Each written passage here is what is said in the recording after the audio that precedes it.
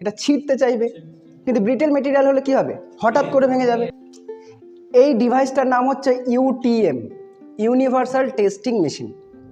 এখানে কি করা হয়, বেসিক্যালি টেনসাইল টেস্ট করা হয় আর কম্প্রেশন টেস্ট করা হয়। ধরো একটা স্পেসিমেন নিচ্ছি, এই ধরো এই রডটা আছে, এই রডটাতে কতটুকু লোড দিলে এটা ব্রেক করতে পারবে। এটা ডাকটাইল ম্যাটেরিয়াল হতে পারে, ব্রিটেল মেটেরিয়াল হতে পারে। তো যদি ডাকটাইল মেটেরিয়াল হয় তাহলে আমরা যদি টানি, টেনসাইল ফোর্স দিই, তাহলে কি হবে, এখানে নেকিং তৈরি হবে। কিন্তু যদি মনে কর ব্রিটেল ফ্রেজাইল মেটেরিয়াল হয় তাহলে হঠাৎ করে ভেঙে যাবে।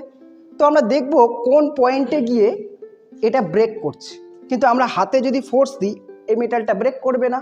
তাহলে কোনো মেশিনের সাহায্যে যদি এটা গ্রিপ করতে পারি, উপরে এখানেও যদি এটা গ্রিপ করতে পারি, দিয়ে টানি, তাহলে এটা কি হবে, টেনসাইল টেস্ট করা যাবে। বা এটাকে যদি আমি কম্প্রেস করি, এরকমভাবে কম্প্রেস করি, তাহলে কি হবে, এটা স্কুইজ হবে। তাহলে কোন জায়গায় গিয়ে ওটা ফেলিয়ার করছে সেটা এই মেশিনের সাহায্যে আমরা জানতে পারবো।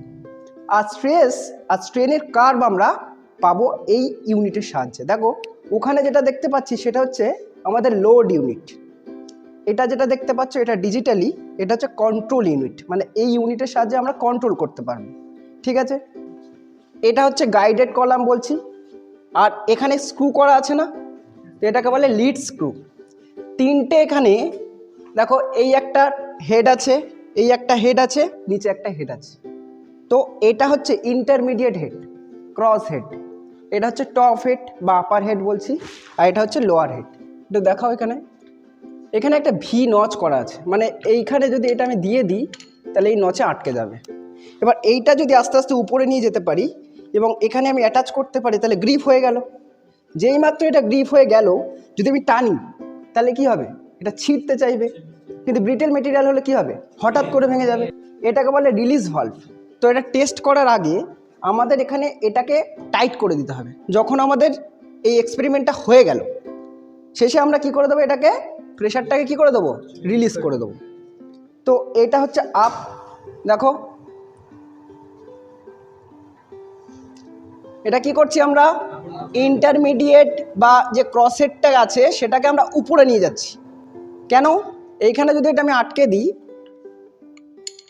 এখানে যদি এটা আমি আটকে দিই তাহলে উপরে যাবে, এটা গিয়ে এটাকেও তো আটকাতে হবে। তারপরে আমরা উল্টো দিকে ডাউন করব। তার মানে কি, গ্রিপ করে নিল, এবার মেশিনের সাহায্যে টানছি, মানে কি এর যত ইচ্ছা আমি লোড দিয়ে টানতে পারবো। কতটুকু লোড দিচ্ছি কোথায় আমরা দেখতে পারবো, এই কন্ট্রোল ইউনিটে দেখতে পারবো যে কতটুকু লোডে ওটা ব্রেক করছে। আর এখানে দেখো এটা এক্সপেরিমেন্ট করা হয়েছিল, এখানে দেখতে পাচ্ছি এটি কি একটা নেকিং জোন তৈরি হয়েছে, হঠাৎ করে ব্রেক করেনি। কিন্তু গলার কাছে যেমন নেকিং একটা সরু হয়ে যায়, সেই নেকিং জোনটা কিন্তু এই স্পেসিমেনে তৈরি হয়েছে। ওকে, কম্প্রেশন টেস্টটা তার উল্টো। ডাউন করবো, বলো ডাউন করবো।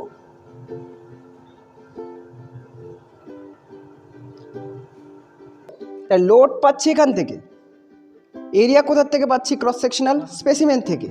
তাহলে লোড বাই এরিয়া করে কি পাবো, না ডাউন করলে কি হবে, কম্প্রেশন টেস্টটা তৈরি হয়ে যাবে।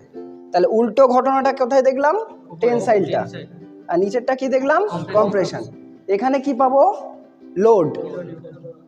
লোড আর এরিয়া কিভাবে পাবো, যে স্পেসিমেনটার উপর আমি কাজ করছি সেই স্পেসিমেনের একটা কি ডাইমেনশন রয়েছে, তার ডায়ামিটার আমরা পেয়ে যাব। লোড বাই এরিয়া করে আমরা স্ট্রেস পেয়ে যাব, আর স্ট্রেস পেয়ে গেলে আমরা কি পাবো, স্ট্রেস স্ট্রেনের কার্ভটা তৈরি করতে পারবো।